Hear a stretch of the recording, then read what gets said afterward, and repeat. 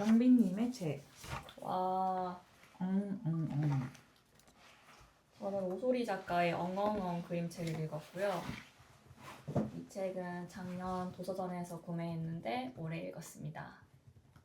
갑자기 눈에 띄어서 읽게 됐고, 사실 엉엉엉이란 제목 자체가 뭔가 그때 좀 울고 싶다라는 생각을 한동안 하고 있을 때였어가지고, 그래서 찍게 가만히 잘 있으세요. 지켜주려고 읽고 울었죠. 오. 근데 약간 울어 이런 느낌으로 울었어요. 개씨와 말씨라는 책을 오소리 작가님을 알게 돼서 사실 좀 기대를 했던 것 같아요. 작가님 특유의 그런 이야기 전개 방식에 대해서 전 재밌게 잘 읽었어요. 상당히 어둡네요, 뭔가. 네, 바탕색이. 바탕색도 어둡고 이렇게 어둡고 안에도 이런 계속 어두운 이런 색. 어떤 근데 파트에서 오르셨죠? 주인공이 곰쥐인데 곰쥐? 곰쥐. 곰쥐라는 생물이 있나요? 저도 모르겠습니다. 하지만 이 친구는 정말 곰과 쥐처럼 생겼습니다. 곰쥐. 곰쥐 씨는 한여름에도 두꺼운 목도리를 두르고 뜨거운 차를 마시는 인물이에요. 그리고 곰쥐 씨는 땀을 흘리면서도 춥다고 말하는 사람. 동물. 윤영빈인가? 존재론적 그거? 공감이 좀 갔겠는데요? 근데 처음 딱 이 두 문장 읽고 그 생각을 했었어요. 앞에 내용이 어떻게 전개될지 눈에 보인다. 나한테 어떤 감정을 줄지. 그림책을 이제 많이 봐서 그런 건가? 그렇게 됐어요? 그렇게 전개됐어요? 그렇게 전개됐어요. 근데 그렇게 전개되는데도 불구하고 울라고 가니까 진짜 울더라고요, 제가. 스토리가 있는 책 스토리가 아니에요? 있어요. 갑자기 저 멀리서 울음소리가 들린 거예요. 그래서 계속 그 울음소리를 찾아서 따라가는 거예요. 그리고 계속 그 울고 있는 그 누군가를 달래주고 안심시켜주고 계속 도와주거든요. 근데 그게 다 자기인 거예요. 어린 시절의 본인이었던 거예요. 자기가 더 어린 시절의 자기를 다독여주고 어린 시절 자기가 마주했던 그런 무서움이나 뭐 두려움 이런 것들을 다 극복할 수 있게 도와주고 하는 그런 이야기였어요. 근데 계속 후회도 하거든요. 걱정도 하고 그 울음소리를 따라가는 길에서 주인공이 어떤 길을 선택했을 때 후회하는 건 잘 보여주지 않잖아요. 그게 뭔가 되게 인상적이긴 했어요. 즉흥 연기 키스 존스톤이라는 분이 쓴 책이고 이게 1979년에 초판이 발행된 책이에요. 그래서 되게 오래된 책입니다. 그리고 이 책을 제가 알게 된 계기는 제가 두 번째 책, 헥터의 두 번째 책인 예스 플리즈를 만들 때 거기에 이제 임프라브라고 즉흥 연기의 영어 표현이 임프라브거든요. 그래서 그 임프라브가 뭔지 검색하다가 즉흥 연기를 알게 됐고 그 즉흥 연기라는 게 이제 미국 시카고에서 되게 극단이 많아요. 대학로처럼. 그래서 거기 가면 관객들이 이제 처음에 제시어를 하나 받아요. 뭐 커튼 이렇게 받으면 이제 무대 위에 있던 연기자들이 의자밖에 없어요. 아무것도 없죠. 소품.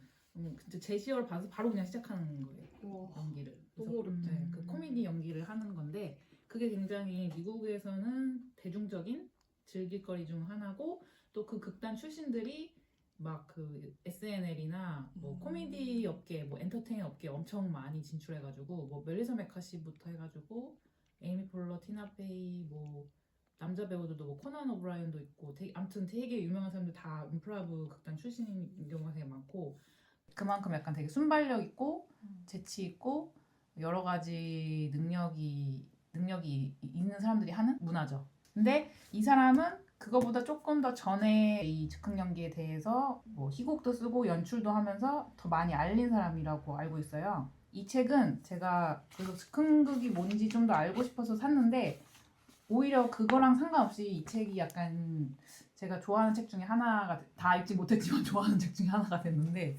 왜냐하면 이 사람이 저랑 너무 잘 맞아가지고 그 가치관이 너무 비슷해요. 왜냐면은 그 학교 교육이 다 애들을 망쳐놓는다, 사람을 망쳐놓는다 그러면서 우리는 학교 졸업한 다음에는 그 교육이 파괴의 과정이 될 수 있다는 사실, 나쁜 교사는 재능을 망가뜨린다는 사실, 좋은 교사와 나쁜 교사는 정반대의 활동에 종사하고 있다는 사실을 알기 어렵다라고 하면서 학교를 졸업한 후에 학교에서 배운 걸 모두 잊기 위해 노력해야 된다라고 이제 얘기를 하거든요. 그리고 학교가 감정을 표현하는 것에 대해서 되게 못하게 한다라고. 어떤 대학에 가면 학생들이 등을 쭉 빼고 앉아가지고 이렇게 팔짱 끼고서 이렇게 하고서 이렇게 있는 그 학생들을 보면 자기가 그 안에 덜 개입하고 있으며 덜 주관적이라고 느낄 수 있다. 근데 나는 교육받지 않은 사람들의 반응이 몇천 배, 몇백 배 낫다고 생각한다. 여기를 읽을 때 조금 찔렸어요. 나는 약간 쟤네들이랑 달라. 이런 건 좀 시시한데 나는 좀 객관적이고 뭐 하나하나 어떤 거에 막 반응하고 감탄하고 이러면 약간 좀 왜 이렇게 유치하지? 막 약간 그런 적이 있었거든요. 그래서 이 부분을 읽을 때 조금 찔리는 기도 했고, 이 사람이 말하기로는 영감은 지식과 상관이 없는 거라고 해요. 그러니까 지식이 있어야 되고 완벽해야 된다고 생각하니까 학교에서 그렇게 가르치니까 나는 그 어느 것도 시도하기를 꺼리게 되었고 처음에 떠오른 생각은 하나같이 시시하게 느껴졌다. 모든 것이 수정되고 정렬되어야 했다.